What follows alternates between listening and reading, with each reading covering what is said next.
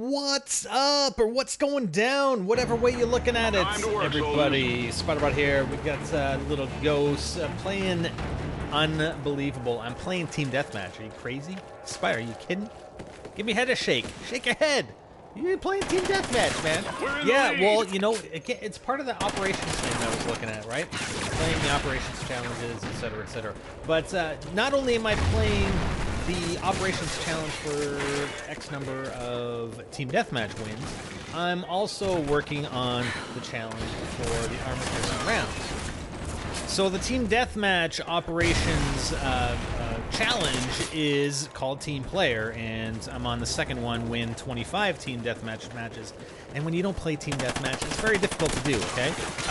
And then the weapon challenges, weapon operations, armor piercing master, which I've completed like since this game was recorded, but it was 500 kills. That's armor piercing master 3. I think it went from like 100 to 300 to 500, something like that. Anyways, so that's what I was working on. That's what I want to talk about a little bit in this gameplay, is the armor-piercing rounds. Now, I'm fast-forwarding here because I got the drop, the field orders, earn 2 kills with a picked-up weapon, and I really wanted to get the care package. I mean, it ends up being a sucky care package anyway, so it really wasn't worth it, and I think in future gameplays I'm not really going to worry about the field ops. But anyways, armor-piercing rounds are available on every single weapon except for shotguns, okay? And the armor-piercing description in-game, high penetration rounds effective against enemy-controlled vehicles and infantry armor. What gives you 50% more damage against the kill streak rewards. Basically, Juggernaut armor, any type of Juggernaut armor, it gives you a 50% damage increase versus regular rounds in defeating those guys. And you know, the Maniac Juggernaut and the regular, you know, the other two Juggernauts, the Assault one, the Support one, they're pretty difficult to deal with sometimes. You know, IMS and everything else, the helis, everything except for the dog and the guard dog and the support squad mate. Okay, it's not going to be effective versus those two kill streak rewards, but everything else, yeah, definitely.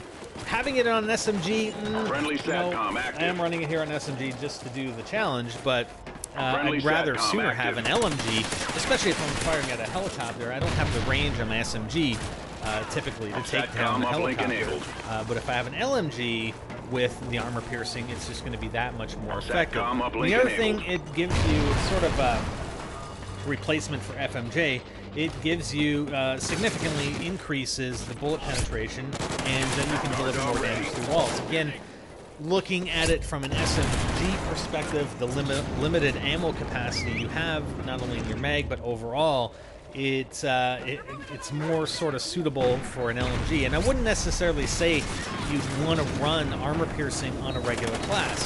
You only want to switch classes. Let's say if they called in a helo, whether it be you know, a battle hind or a helo pilot or a heli sniper or whatever.